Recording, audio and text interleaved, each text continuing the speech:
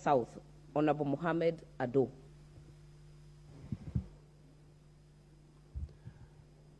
Thank you very much, Madam Speaker, for this opportunity. I would like to thank the people of Wajir South for electing me their representative in this House. I would like to thank the hundreds of volunteers who helped me through the campaign period, who showed confidence in me and my leadership and made a reality what we were looking for. I represent Wajir South, which is the second largest constituency in this country, second only to North Hor in Marsabit. The size of Wajir South is about 23,000 square kilometers. To give you a snapshot, that is size of Nairobi, central Kenya,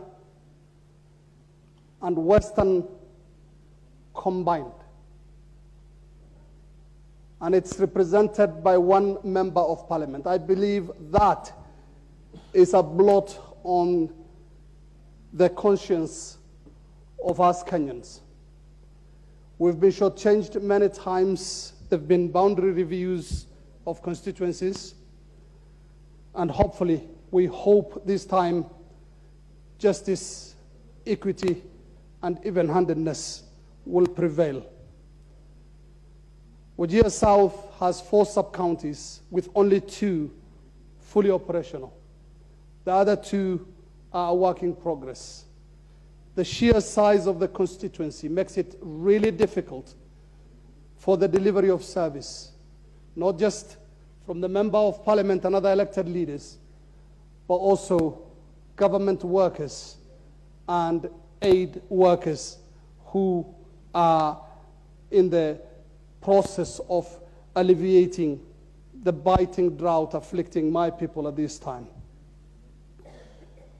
Now, drought is a big problem right now for the people of Wajir South. Over the years, we've seen cyclical droughts that have decimated livestock and made the people really weak.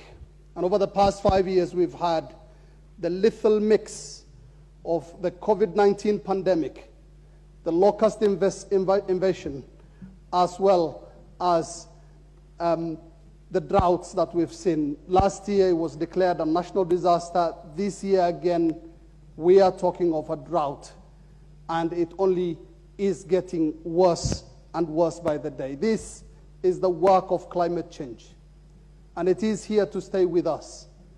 And it's about time we learned to adapt and live with climate change.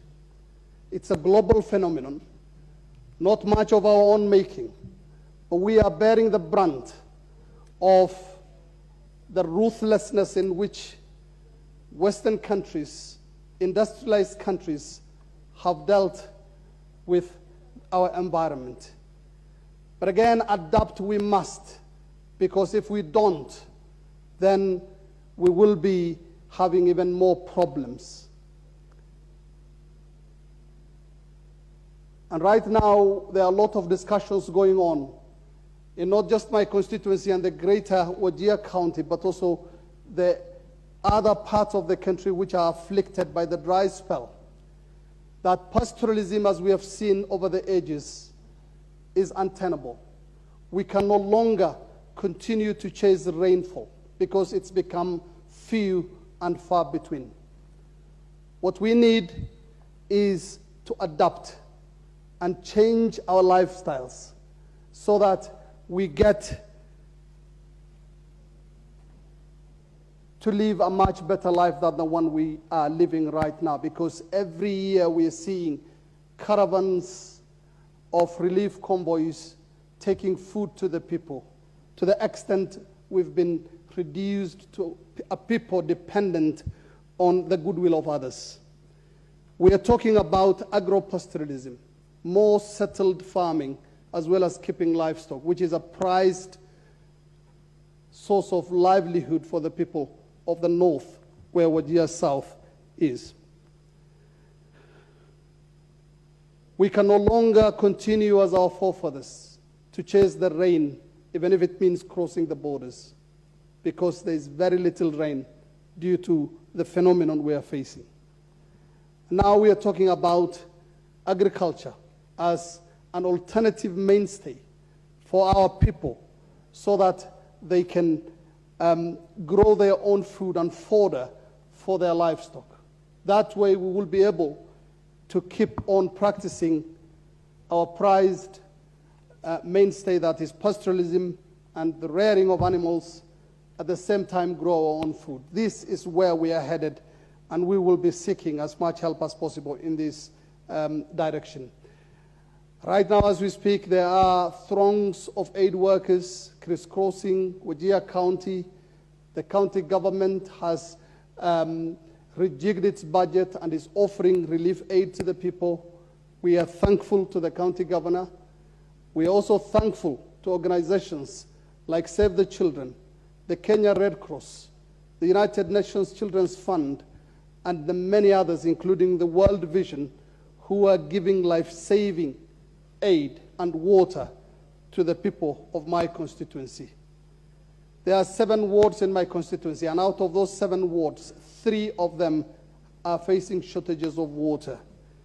So as you can see, my work is really cut out for me, as I am representing people who are facing all those problems that I have listed. And again, Madam Speaker, we have a fantastic motion in front of us today, one that deals with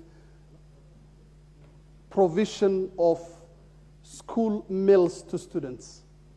Remembering my childhood and growing up in northeastern Kenya, it's actually did a big difference keeping us in schools. School meals really contributed to many of us remaining in school because of the abject poverty most of the people there were living under, and still do to this day. But again, I'm in support of this motion, yes, but we have even a more pressing problem in northeastern Kenya because of the action of the former government 2 years ago, in which, with a stroke of a pen, 5,000 teachers were recalled from the region because of insecurity.